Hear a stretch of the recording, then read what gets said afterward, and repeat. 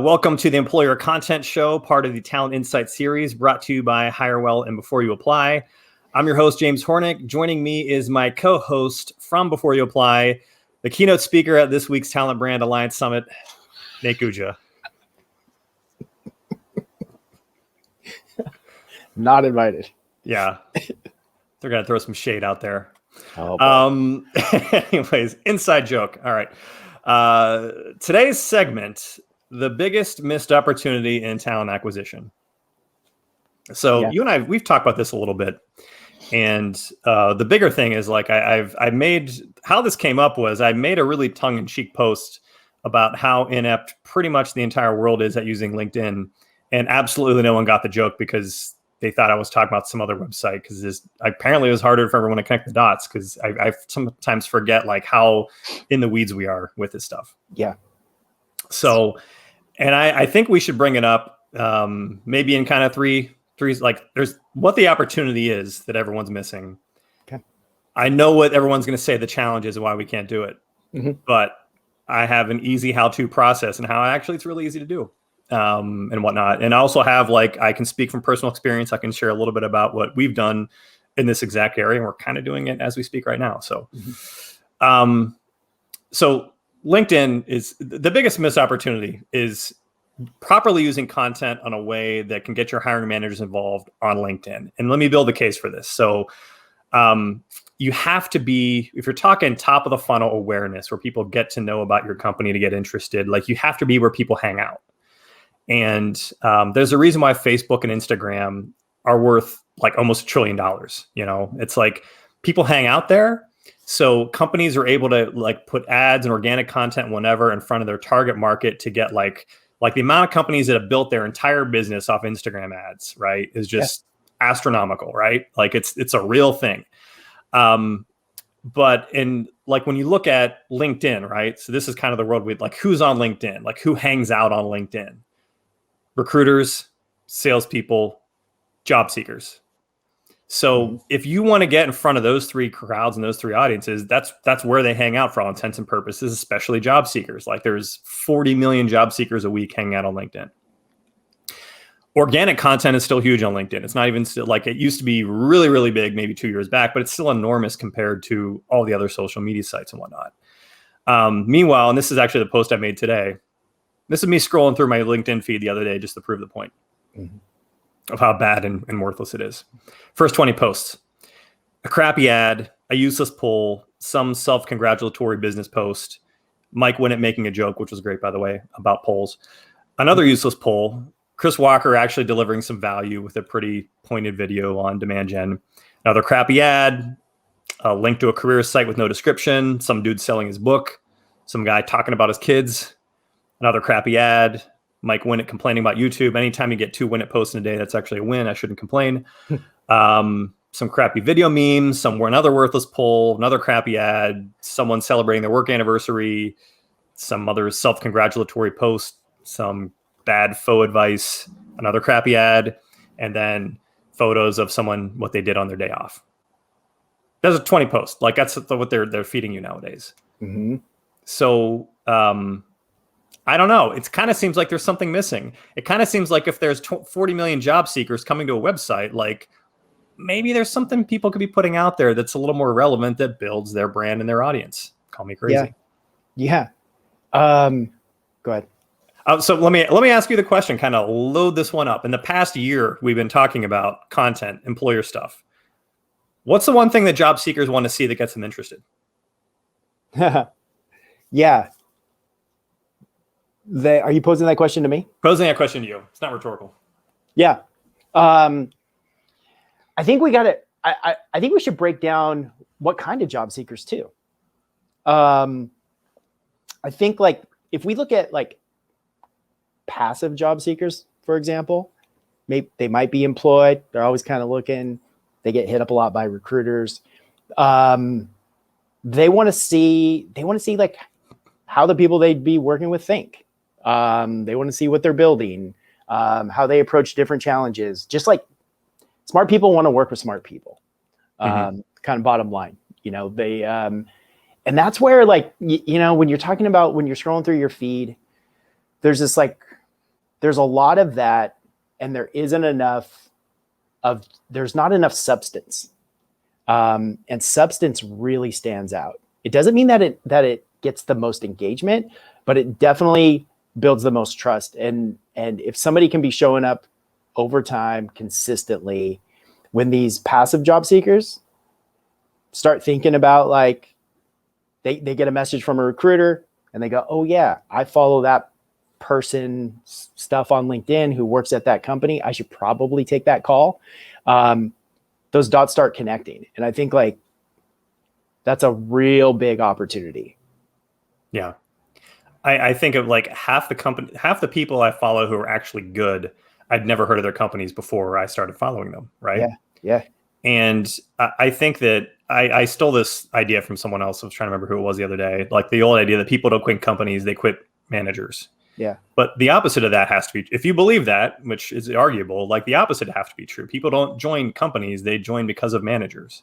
Mm-hmm. And the discussion we had today kind of went back and forth, when people actually join because of money. But yeah, they don't join just because of money. No one, like, signs up to work with someone who sucks because they're paying them more. But more importantly, like, you don't take the call from the recruiter just because, like, recruiters aren't, like, saying, hey, we can pay you $50K more, like, come join us. Like, you're getting back to people because you've actually heard of them, and that sparks your interest, right? Yep.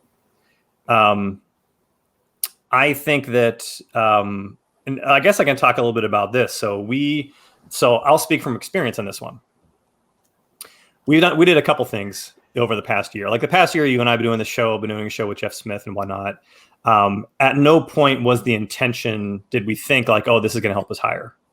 Just wasn't, like, didn't really enter into our thought process yet. The demand for recruiters right now is absolutely insane. Like, next to software developers, it is the most in-demand thing out there. I'm talking companies hiring recruiters internally, or even, recruiting firms trying to build out their staffs. Like, the demand for devs has increased to the point where just the demand to find people who can find those devs is nuts. Wow.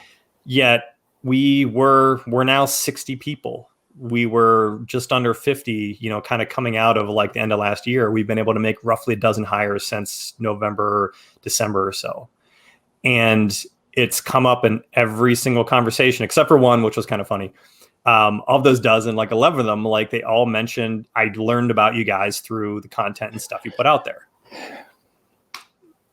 Not just me, but what everyone else does, Yeah. And it's an opportunity to cut through the noise and everything. And it doesn't get people to say yes. It doesn't get them to accept the offer, but it gets the conversation started. Right.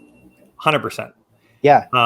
And so, like, my take is that, like, you and I have some steps in how to do this, but, like, the whole crux of this, the missed opportunity, is not getting your hiring managers and leaders to talk about what they're doing, what they're building, what they're hiring for on LinkedIn specifically.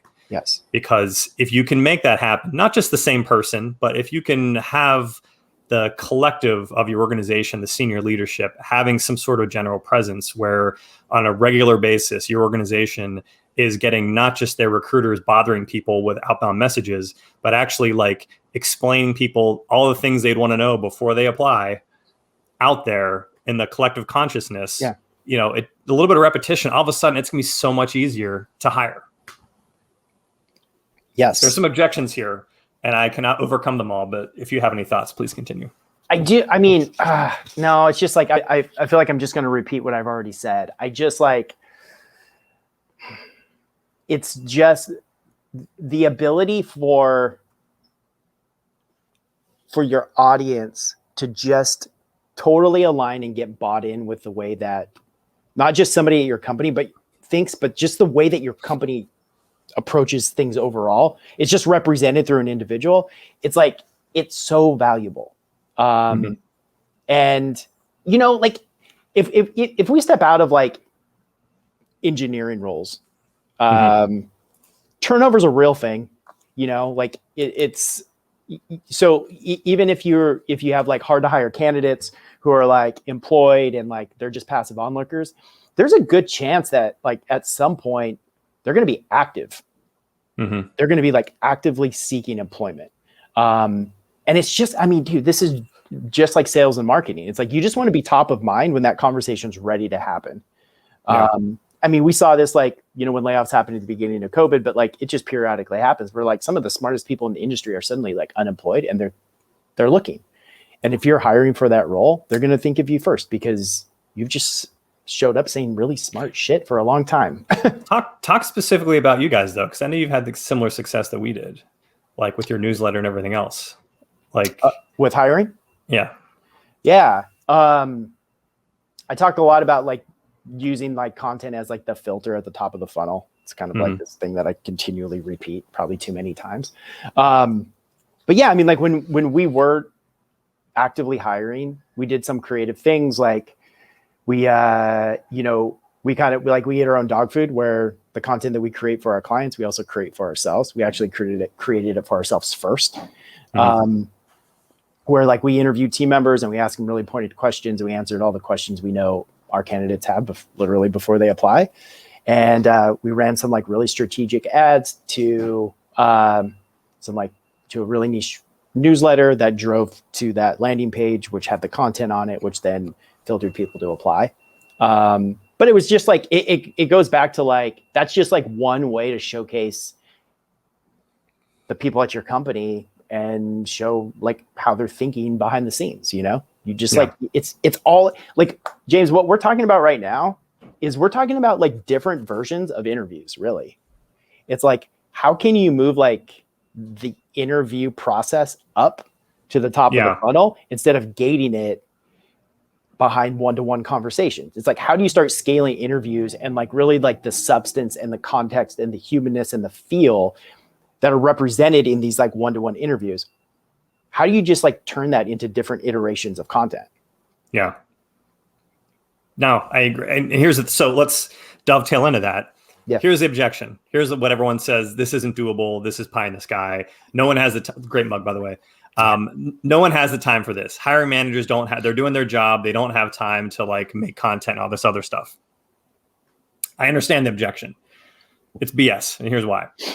Here's how you would actually execute this in an internal organization where everyone's strapped for time. First off, the head of TA or the recruiters or whoever, this is their job.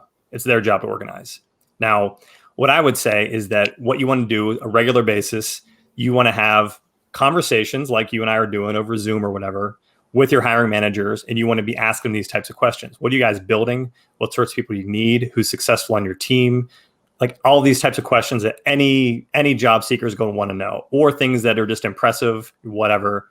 You take that conversation, you cut it down into short clips. Your hiring managers, everyone else in your recruiting team, everyone else in their team, you get them all to share this stuff on LinkedIn. Now, people are going to say, wait, that takes time. No, it does not. Why? Because you should already be having these conversations. Your job as a recruiter, as a talent acquisition person, is talking to your hiring managers you're supporting, making sure you're not just doing status calls, making sure you kind of understand what the challenges are, what else you're seeing. Like you should already be doing this work in some iteration, one shape or form or another. Maybe it's doing it a little bit more frequently, which by the way is beneficial regardless. Like if you aren't doing it enough to have these conversations, you're doing your job wrong. Like you need to make sure you're this tight with people you're supporting. It's just a matter of asking a couple more questions and clicking the record button. Yeah. Like everything is there. So, and I realize that there's some level of editing afterwards, right? We can talk about that for a little bit too. It's not hard. It's not that difficult. If you've got an admin or anyone who's, maybe there's someone in marketing, or maybe there's someone kind of your HR or recruiting support person can do it. Really simple programs that make the stuff easy to do. But it's basically, you should already be doing this work. It's just a matter of capturing it, putting some captions on it, editing down the size, and then giving it to the whole team to share. Yep. And if you do this on a weekly basis, talk to a different hiring manager, person, the organization you're supporting, you can start building out a library of like really basic, easy to use content that everyone can be kind of posting from their individual accounts, posting from their company accounts. And it's, like I said, I speak from experience, this is not hard. No. People ask me how you do it. Like it can be somewhat time consuming, but it definitely gets easier over time. And like, I firmly believe this is talent acquisition's job. And it's not this is an easier part of their job than everything else they do on a daily basis, which is hard. So. Yeah, totally. I I mean, you and I both do it on a regular basis, both like with each other and then within our companies. And we've just like both created like really clean processes that make this stuff like super doable. I mean, if it wasn't, there's no way that we would be able to do it. No. We're just like, there's not a lot of time. And if you just like create, especially like if you're the one leading this charge and you just like create a system where people just need to show up and talk. Yeah. It's like I said, and the thing is you can reuse the questions. It's not like you have to come up with a crazy interview process and these are things you should be doing anyway. Like none of these questions you're asking your hiring manager on this video thing you're creating, like none of it's in addition to what, like if you aren't already asking these questions, you're not doing your job. Yeah. It's just clicking the friggin' record button and reusing it later. And I know we're talking about LinkedIn specific, but this also is an opportunity to take your outbound to another level. Like imagine sending a message and embedding one of these videos, like hear how our CTO thinks about building our product or like the product roadmap or whatever it might be. I mean, there's so many cool things you can do. And this is like, I'm starting to feel like this is table stakes in a way. Like, I don't want to like, it's just like, we're almost like at the point where it's like, everybody should be doing this. Yeah. Because there's like, but nobody is. But nobody is. It drives me crazy because it's such an obvious layup. It works because I can tell you from experience and it's not hard. No. I mean, and then there's so much, there's so much opportunity. Like once you start doing this one right. I mean, think about the ability to get people featured on podcasts and like on webinars and all kinds of stuff, you know, like the level of like branding that can evolve just by starting to create this kind of content by like basically documenting the things that you should already be doing. Like you said, it just like starts exponentially growing because you just go like, okay, we got this one down and now like these other opportunities just start naturally opening up. It's like you start instead of like sitting here going like, what are all the things we could be doing? You just start doing this one thing really well. And then suddenly your level of like brand activity has evolved so far past what anybody else is doing. Yeah. It's I can, like, as I was saying before, like our pipeline for people that we are hiring internally. Cause when I talk about this as a recruiter, I'm not talking about doing this for our clients. And like, I'm talking about actual like hire well employees. Like this has helped tremendously. And, let's cut to a couple tools. Cause you mentioned this beforehand. Maybe this is something we should be doing. Yep. So I guess another quick plug, free group, Slack channel. If you want to learn, if you have questions about how to like put together basic content, which is some of the stuff we'll talk about here. DIY content creators, the group that Nate and I are in on Slack. Like we have a whole crew of about 100 people now that just like basic stuff like this, how to do it. My favorite, I think the greatest piece of software in the world, and it's super cheap, Descript. Yeah. Anybody out there, go to Descript. I don't know if it's Descript.com or Descript.io. What's amazing about it is you can take if you like this, what we're doing here, this is what we do, our actual process for kind of editing stuff. You take this video, you load it into Script, you give it 10 minutes, and it'll transcribe the entire conversation, like take our voices, put them into text. And then if you want to take like a clip out of the video, all you have to do is select the text, clip that out, and it creates a separate video of just that. So you don't need to have advanced video editing skills and going over stuff. It's just a matter of literally selecting the words that you liked. It'll make a video, and then you click a button to add captions. You click a button to add a title. Boom, you're done. Yep. So easy. It's so easy. Yeah. It costs $11 a month. I think even I think you can even use it for free up to a certain point. Yeah, you can use it free to test it out, but past that, like it's still cheap. So it's still really cheap. I want to add something else. So if anybody is going to do this and you are going to like start posting these types of videos, let's say on LinkedIn, the copy that you write is really important. The video here's, I think you and I both do this. We take this approach, like assume nobody's going to watch the video and write copy as if nobody's going to watch it. Because not everybody is going to watch the video, or not everybody's going to read the copy. And so like you need to have both. And I think like people overlook that. They think like, well, if I'm going to post a video, I don't have to like focus so much on the copy, and both are really important. The copy will sell the video itself. So if it's a video with your head of marketing or whatever, talk about, basically summarize what they're talking about in the video, in the text part of the post. It's just really important. And the best thing too is if you're using something like Descript, Descript transcribes it. It makes the captions for it. You can also copy and paste that transcription to give you most of your copy you need to write this thing. So you'll want to make it a little bit different, but it's not like you have to kind of go from scratch. Like it does half the work for you. Yep. So, and the other key thing too, which another thing I love, Hemingway app.